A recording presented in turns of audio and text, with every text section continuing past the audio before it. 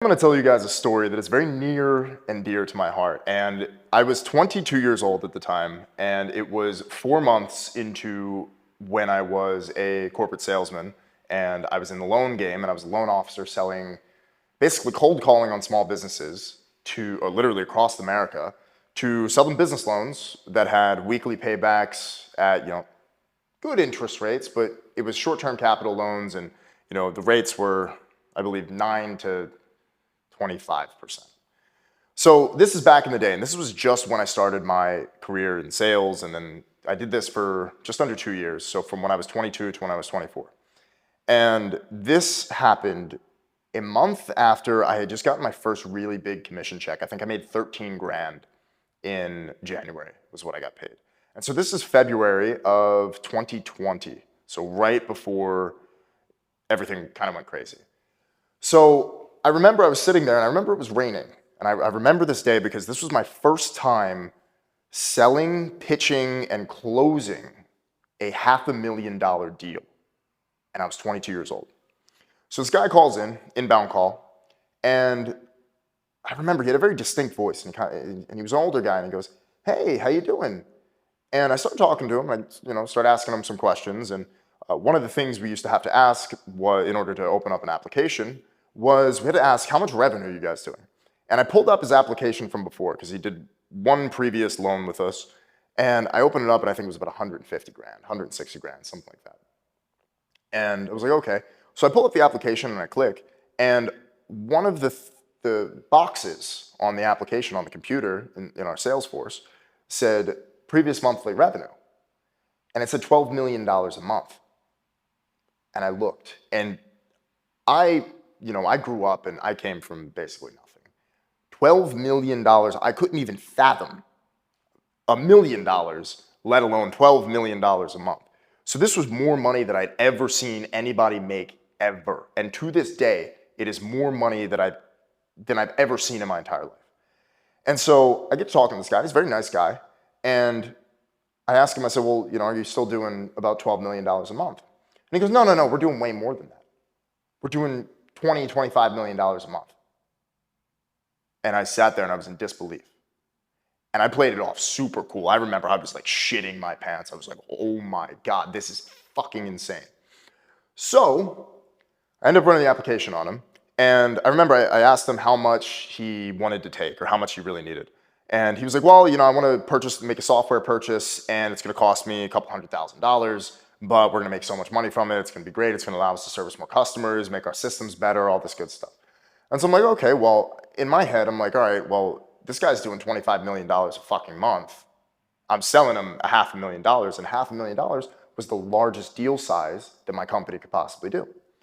And so what I did was I didn't even bother trying to downsell him or pitch him on something else, because a lot of the strategy was, back in the day, was because when you pitched a deal that was, I believe it was over $100-something thousand, when you pitched a deal like that, you needed 2 years of documents. You needed 2 years of all the bank statements from every account. And when you work with people who have big businesses, they have multiple different bank accounts, right? So you need 24 months of bank statements from 6, 7 different bank accounts. You need 2 years of profit and loss, balance sheet, tax returns. We have to have a signed document scanned in order to, pull different tax information and things like that. So it was a big headache. Every single time we tried to sell one of those deals, it always got declined too. Every single time. And so if you guys don't know how financing works, so financing, when you go to look to go and provide a loan to somebody, it's like anything, even with how you get credit cards. If you get a mortgage, it goes through something called an underwriting department. Underwriting is also the risk department. So they look at the deals and they try to figure out, okay, well, does this deal make sense? Is it going to be profitable? What's the degree of risk? How do we make this the best possible scenario for us? Because we're basically the bank, or we're the lender. And so the lender's goal is to make money, obviously. So I get talking to this guy. Immediately, I pitch him on $500,000, 500 grand. And I remember he had great credit. Everything was off the charts. $25 million in revenue per month. He said, yeah, I can, no problem providing the documents. And so the deal was $500,000, and I believe the payback was about $575,000 in total payback. 580,000. And I'm a 22-year-old kid at the time. I had just basically graduated college, and I was sitting there and I'm like, is this real life? And so I was absolutely blown away. And so immediately he says, yeah, 500 grand, sound no problem, good to go. And what I'll do is I'll authorize my assistant to be able to send you all the information. She's my head of finance as well. I'm like, cool. Immediately, right after that call, I get in touch with the assistant and she sends me over, I kid you not, 2 years of bank statements from 9 different business bank accounts. Then all of the information, the taxes, the profit and loss, every balance sheet, every single thing that I needed within 15 minutes for the application. So immediately, like I am still, like I'm over the moon right now. I'm like, I'm gonna close a $500,000 deal. This is gonna get me to my quota in like 3 days. I'm gonna be good to go for the whole month. I'm gonna make so much money. And I got really excited. And that's a lesson for you young salespeople is don't get excited about deals that you haven't closed yet. Every deal is a deal, or it's a magical thing in the air until you actually go and you close the deal. So I'm super excited. And I sent all the documentation down to the underwriting department so they can review the deal. And I remember it was sitting in underwriting for 2 days originally, and then it would go to something called senior underwriting. And so senior underwriting would look at it and they would either kill the deal. Usually they always killed everything. They always caused the sales team a headache.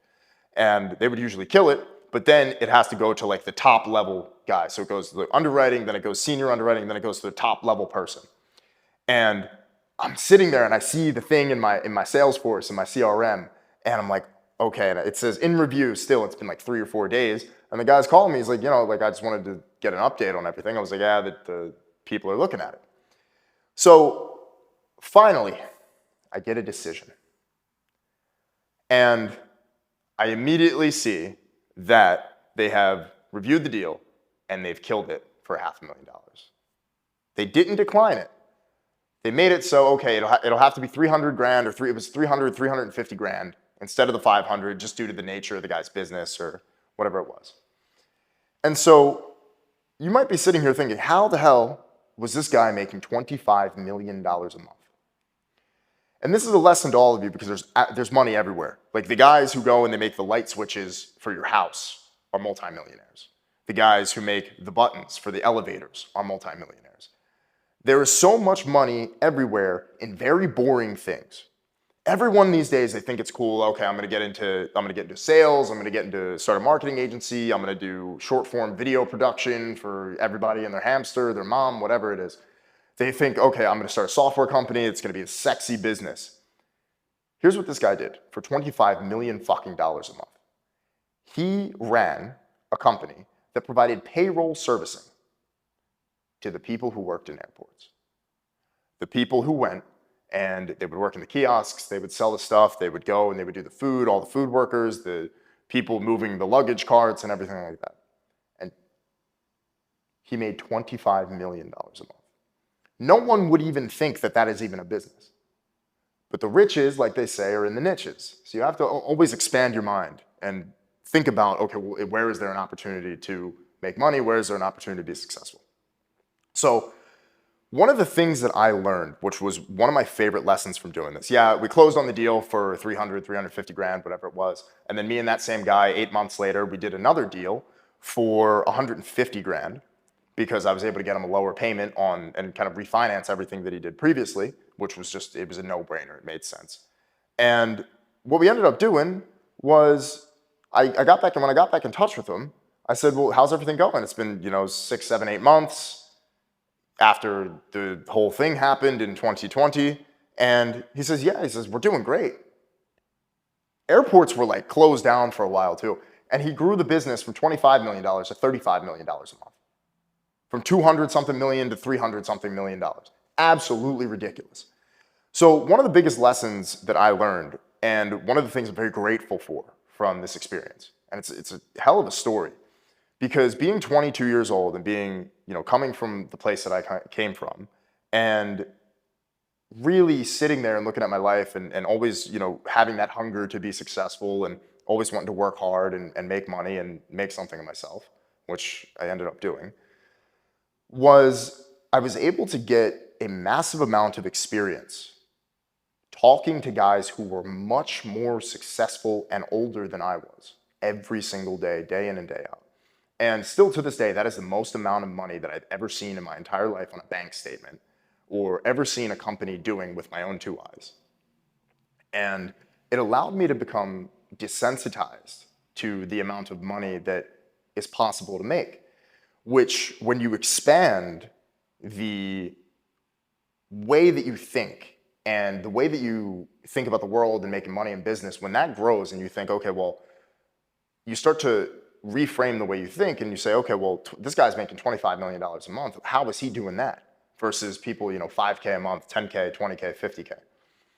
Doing $25 million a month, me looking at that, I'm like, wow, that's possible. And when you have something that shows you that it's absolutely possible in order to do, when you see someone else doing something and they show you it's possible, your entire world, the fabric of your reality has changed. And that was the lesson I was most grateful for being 22. And to this day, I still think about that deal. I still think about that guy. And, that's a hell of an experience being able to just have one shot, guy calls in randomly, and it turns out to be, a $300,000 deal, but, you really sold it for $500,000. And very interesting experience. And I was very grateful for it. And that was one of the, I think, the defining moments of my corporate sales career that really showed me, like I said, showed me what's possible and showed me that you can do a lot bigger things than just what some people are saying on the internet.